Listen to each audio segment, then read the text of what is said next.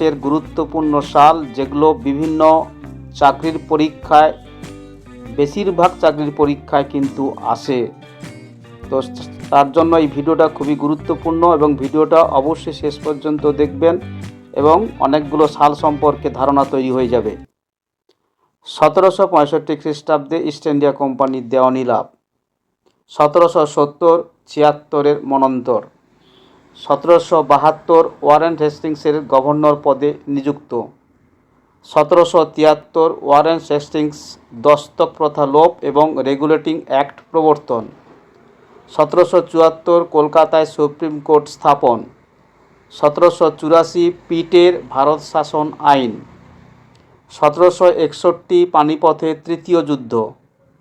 1762 প্রথম মাধব রায়ের পেশোয়া পদ লাভ।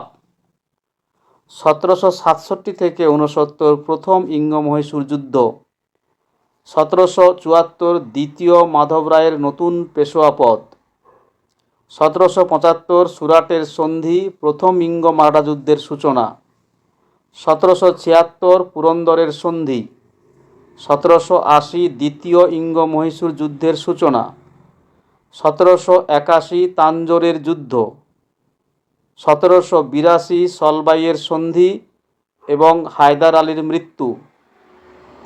1784 ম্যাঙ্গালোরের সন্ধি ও দ্বিতীয় ইঙ্গ-মহীশূরের সমাপ্তি।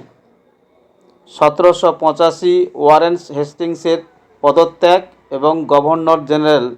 1790 তৃতীয় ইঙ্গ-মহীশূর যুদ্ধের সূচনা।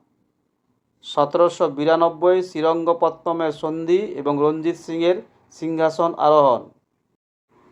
1798 লর্ড ওয়েলেসলি ভারতের গভর্নর জেনারেল। 1798 লর্ড ওয়েলেসলি ভারতের গভর্নর জেনারেল এবং অধীনতামূলক মিত্রতা নীতি প্রবর্তন। 1799 চতুর্থ ইঙ্গ-মহীশূর যুদ্ধের সূচনা ও মহীশূর রাজ্যের পতন। 1802 রঞ্জিত সিংয়ের অমৃতসর জয় ও বেসিনের সন্ধি। 1803 দ্বিতীয় ইঙ্গ-মারাঠা যুদ্ধের সূচনা। 1805 দ্বিতীয় ইঙ্গ-মারাঠা যুদ্ধের সমাপ্তি। 1809 অমৃতসরের সন্ধি। 1817 তৃতীয় ইঙ্গ-মারাঠা যুদ্ধের সূচনা এবং পুনার সন্ধি স্থাপন। 1818 কেরেগাঁওয়া অস্থির যুদ্ধ এবং মারাঠা শক্তির পতন। 1831 বেন্টিংয়ের সঙ্গে রঞ্জিত সিংয়ের সন্ধি।